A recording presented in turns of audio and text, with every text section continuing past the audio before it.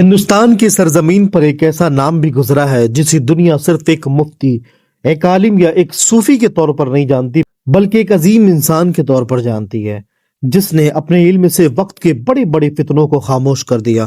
وہ شخصیت جو قرآن و حدیث کی گہرائیوں میں بھی کامل تھی، ایسٹرونومی، میتھمیٹکس، جیومیٹری جیسے علوم پر بھی جس کو مہارت حاصل تھا، جس کی کوئی مثال نہیں تھی۔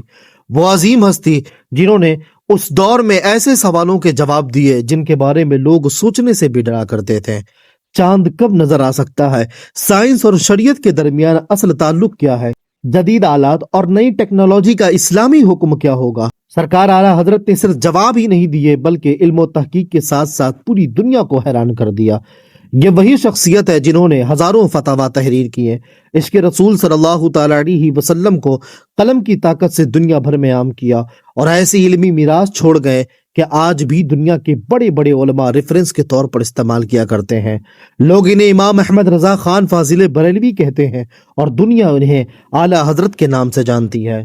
1856 میں بریلی میں پیدا ہونے والے امام احمد رضا خان صرف ایک عالم ہی نہیں تھے بلکہ وہ اپنے دور کے ملٹی ڈائمینشنل جینیس تھے، ایک ایسا عالم دین جس نے 1000 سے بھی زیادہ کتابیں لکھی، 50 سے زیادہ فیلڈ میں کام کیا، 55 علوم پر جس کو مہارت حاصل ہو، وہ امام احمد رضا خان فاضل بریلوی ہے۔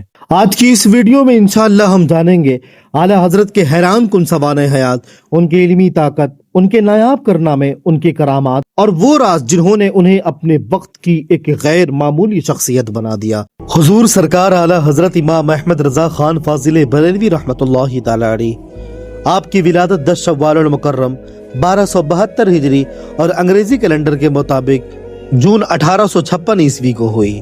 آپ کے خاندان کے حالات کی اگر بات کریں تو آپ کے جد امجد قندھار کے سلطان تھے۔ اس وقت کسی معاملے کو لے کر گھر کی عورتوں میں جھگڑا شروع ہوا کہ تخت پر ان کے بیٹے بیٹھے۔ آپ کے جد امجد نے جھگڑے کو بڑھتا دیکھ گدی چھوڑ دی اور دلی آ گئے۔ دلی میں ان کی آمد سے سلطان نے ان کا زوردار استقبال کیا اور فوج کا سیناپتی بنا دیا گیا۔ آپ کے جد امجد 6000 کے لشکر کے سردار ہو چکے تھے۔ پھر آپ کے جد امجد نے روہیل کھنڈ کو فتح کیا جس سے سلطان نے خوش ہو کر انہیں وہاں کا گورنر بنا دیا۔ پھر ان کے بیٹے سعادت علی خان علیہ رحمت و رضوان بدایوں شریف آئے اور وہاں وہ بھی کئی گاؤں کے مالک تھے۔ اس وقت بدایوں میں کئی بازار اور نہر سعادت خان علیہ رحمت و رضوان کے نام سے چلا کرتی تھی۔ وہاں ان کی 3 اولادیں ہوئیں جن میں سب سے بڑے بیٹے محمد اعظم خان رحمت اللہ تعالی علیہ اور محمد اعظم خان کے شہزادے حافظ کاظم علی خان علیہ رحمت و رضوان جو بدایوں کے تحصیلدار ہوئے تھے۔ محمد اعظم خان علیہ رحمت و رضوان کا تصوف سے زیادہ لگاؤ رہتا تھا۔ سردیوں میں بھی آپ اکثر پتلے کپڑے پہنا کرتے تھے۔ پھر حافظ کاظم علی خان علیہ رحمت و رضوان کے شہزادے جن کا نام حضرت رضا علی خان تھا، آپ اعلیٰ حضرت عظیم البرکت سرکار اعلیٰ حضرت فاضل بریلوی رحمت اللہ تعالی علیہ کے دادا جان تھے۔ دادا محمد اعظم خان علیہ رحمت و رضوان نے پوتے علی رضا خان کو تعلیم و تربیت دی۔ پھر ان کے شہزادے مولانا نقی علی خان علیہ رحمت و رضوان کو خود ایک بہترین عالم، صوفی، شریعت پر عمل کرنے والا عالم بنایا تھا۔ حضور سرکار اعلیٰ حضرت علیہ رحمت و رضوان کی عمر جب 4 سال 4 ماہ کی ہوئی تو رسم بسم اللہ خوانی آپ کی ادا کرائی گئی۔ آپ قرآن کریم پڑھ رہے تھے، جب آپ نے الٹ پڑھا پھر قاری صاحب نے دوبارہ آپ کو پڑھایا، پھر آپ نے اس کو الٹ پڑھا۔ یہ سب آپ کے والد حضرت مولانا نقی رضا خان علیہ رحمت و رضوان دیکھ رہے تھے۔ انہوں نے قرآن پاک منوایا اور دیکھا کہ اعراف کی غلطی تھی۔ انہوں نے کہا کہ بیٹے اعراف میں غلطی ہے، یہ تو ٹھیک ہے، لیکن جب قاری صاحب صحیح پڑھا رہے تھے تو تم الٹا کیوں پڑھ رہے تھے؟ آپ کے تلفظ میں کیوں نہیں نکل رہا تھا؟ آپ نے فرمایا کہ بابا میں تو پڑھنا چاہتا تھا لیکن میرے منہ سے نکل نہیں رہا تھا۔ آپ کے والد سمجھ گئے کہ یہ کوئی عام بچہ نہیں ہے۔ علامہ سید مختار احمد نعیمی رحمت اللہ تعالی علیہ فرماتے ہیں کہ سرکار اعلیٰ حضرت عظیم البرکت علیہ رحمہ کی ہر تصنیف ایک کرامت ہے، لیکن بچپن سے ہی انہوں نے جو تعلیم حاصل کی ہے اس کا ثانی نہیں ملتا ہے۔ 6 سال کی عمر میں آپ نے پہلا زبردست کتاب لکھا۔ 8 سال کی عمر میں ہدایت النحو پڑھ کر عربی کی شرح 8 سال کی عمر میں آپ نے لکھ ڈالی۔ 21 علوم آپ نے اپنے والد حضرت مولانا نقی رضا خان علیہ رحمت و رضوان سے سیکھے۔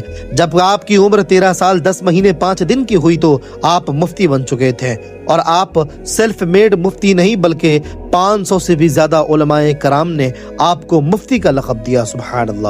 ایک بار آپ اپنے والد صاحب سے مسلم الثبوت پڑھ رہے تھے کہ آپ کے والد محترم کو اس کتاب کے حاشیے پر اعتراض ہوتا تھا۔ آپ نے سوچا کہ لاؤ آج اعتراض ختم کر دیا جائے۔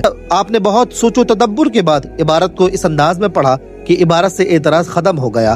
جب آپ نے یہ مسئلہ حل کر لیا تو زور سے سبحان اللہ کہا۔ گھر کے سارے فرد جاگ گئے، آپ کے والد بھی اٹھ گئے۔ کہا کہ بیٹا کیا ہوا؟ آپ نے وہ عبارت پیش کی، والد نے دیکھا تو ان کی آنکھوں میں آنسو جاری ہو گئے۔ والد صاحب سے 21 علوم مکمل کرنے کے بعد آپ اس کے آگے کی تعلیم پورا کرنے کے لیے رامپور گئے۔ اس دور میں وہاں 2 عالم کا دبدبہ تھا، 2 علمی شخصیات کا دبدبہ تھا جن کی شہرت کے چرچے ہر طرف ہوا کرتے تھے۔ ان میں سے ایک تو حضور فضل حق خیر آبادی علیہ رحمت و رضوان کے بیٹے مولانا عبدالحق خیر آبادی، جو منطق، فلسفہ اور اصول کے زبردست عالم تھے، اور دوسری شخصیات حضرت مولانا عبدالعلی رحمت اللہ تعالی علیہ، جن کو ریاضی میں مہارت حاصل تھا۔ جب آپ رامپور پہنچے تو وہاں کے نواب نے مولانا عبدالحق خیر آبادی سے کہا کہ دیکھو اتنی کم عمر میں سب پڑھ کر آئے ہیں۔ اتنا سننے کے بعد مولانا عبدالحق خیر آبادی رحمت اللہ تعالی علیہ آپ کے پاس آئے اور پوچھا کہ بیٹا منطق میں کیا پڑھا ہے آپ نے؟ آپ نے جواب دیا کہ قاضی مبارک پڑھ چکا ہوں۔ انہوں نے پھر پوچھا کہ کیا کرتے ہو؟ انہوں نے فرمایا کہ تدریس، تصنیف، کتابیں لکھنا، بس یہی سب کام کیا کرتا ہوں۔ انہوں نے پوچھا کہ کس عنوان پر لکھتے ہو؟ آپ نے فرمایا کہ میں نے رد وہابیہ عظمت سید الانبیاء پر لکھا ہے۔ یہ سن کر انہوں نے کہا کہ ایک میرا شاگرد ہے جس کا نام ملا عبد القادر بدایونی رحمت اللہ تعالی علیہ ہے، وہ بھی رد وہابیت پر کتاب لکھ رہا ہے۔ یہ سن کر سرکار اعلیٰ حضرت فاضل بریلوی رحمت اللہ تعالی علیہ نے فرمایا سنو میاں، رد وہابیت پر لکھنا کوئی معمولی بات نہیں ہے، اور آپ کے والد علامہ فضل حق خیر آبادی رحمت اللہ تعالی علیہ نے ہند میں وہابیوں سے سب سے پہلے مناظرہ کر کے اسماعیل دہلوی کو پرست کیا تھا۔ اس کے بعد مولانا عبدالحق خیر آبادی سمجھ گئے کہ یہ کوئی عام نوجوان نہیں۔ اس کے بعد انہوں نے کبھی آپ سے اس لہجے میں بات نہیں کی۔ آپ نے ان سے تعلیم حاصل کی۔ آپ کے استادوں میں مولانا عبدالحق خیر آبادی رحمت اللہ تعالی علیہ، مولانا نقی رضا خان رحمت اللہ تعالی علیہ، مولانا عبدالعلی رحمت اللہ تعالی علیہ، اور آپ کے پیر و مرشد سیدی سرکار سیدی حضرت آل رسول رحمت اللہ تعالی علیہ۔ ان عظیم المرتبہ شخصیات سے آپ نے علم قرات، علم تاریخ، علم لغت، علم الاداب، علم الاخلاق، علم اسماء رجال اور حیات جدیدہ، نظم ہندی، نظم فارسی، نظم عربی، انشاء عربی اور انشاء فارسی، انشاء ہندی اور علم التوحید سمیت 52 علوم آپ نے حاصل کیے۔ آپ کی علمی خدمات کی اگر بات کریں تو آپ نے 1300 سے بھی زیادہ کتابیں لکھی ہیں۔ آپ کی ہر ایک کتاب آپ کی ایک زندہ کرامت ہے۔ اس کے علاوہ انبیاء اور اولیاء کی توہین کرنے کے جواب میں آپ نے سینکڑوں کتابیں لکھی۔ یہ ساری کتابیں آپ نے خود لکھی ہے۔ آپ کی سب سے بڑی کرامت فتاوی رضویہ ہے، اور جس نے بھی اس کتاب فتاوی رضویہ کو پڑھا ہے اس کے آگے اپنے سر کو جھکا لیا ہے۔ آپ کے پاس پوری دنیا کے فتوے آتے تھے اور آپ اسے چند منٹوں میں حل کر دیا کرتے تھے۔ اللہ اکبر! یہ شان تھی سرکار اعلیٰ حضرت فاضل بریلوی رحمت اللہ تعالی علیہ کے۔ آپ کے فتاوی کو دیکھ کر مکہ کے امام شیخ سید اسماعیل رحمت اللہ تعالی علیہ نے کہا کہ اللہ کی قسم اگر آج نعمان بن ثابت حضرت ابو حنیفہ رحمت اللہ تعالی علیہ ہوتے تو آپ کو اپنا شاگرد بنا لیتے۔ سبحان اللہ! یہی وجہ ہے کہ علم الفقہ میں آپ کو امام کا درجہ دیا گیا۔ جس طرح کے پانی سے وضو جائز ہے اس کی 160 اقسام، اور جس پانی سے وضو جائز نہیں ہے اس کی 146 اقسام بیان کی گئی ہے۔ علامہ شیخ یاسین احمد خیاری رحمت اللہ تعالی علیہ نے آپ کو امام المحدثین کہہ کر پکارا ہے۔ آپ سے کوئی مسئلہ پوچھتا تو آپ بغیر دیکھے بتا دیتے کہ یہ مسئلہ فلاں پیج پر فلاں حدیث سے ہے۔ سجدہ تعظیمی پر آپ نے 40 حدیث لکھی، اور سجدہ تعظیمی کو آپ نے حرام کہا، اور اسے پڑھنے کے بعد مولانا ابو الحسن ندوی نے آپ کی تعریف کی اور کہا کہ علمی دبدبے میں احمد رضا خان کا کوئی ثانی نہیں ہے۔ حاجی امداد اللہ مہاجر مکی کے خلیفہ نے فتویٰ دیا کہ درود تاج پڑھنا یہ شرک ہے۔ آپ نے اس کے جواب میں 300 حدیث سے ثابت کیا کہ درود تاج پڑھنا جائز ہے۔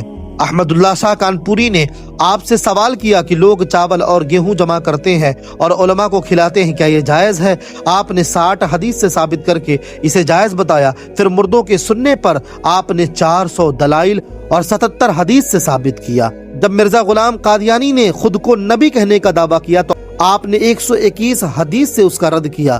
جب امام المحدثین جب داڑھی کی بے حرمتی ہوئی تو آپ نے مشت بھر داڑھی رکھنے کے لیے 56 حدیث کو ثابت کیا، اور داڑھی رکھنا کتنا رکھنا چاہیے اس چیز کو آپ نے ثابت کیا۔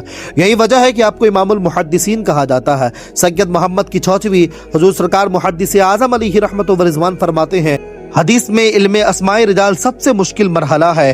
جب آپ کے سامنے کوئی سند پڑھی جاتی تھی تو اس کے متعلق آپ جو فرما دیتے تھے، بعد میں جب کتاب کھولا جاتا، کتاب دیکھی جاتی تو بے عینی ہی وہی چیز پائی جاتی تھی۔ سبحان اللہ!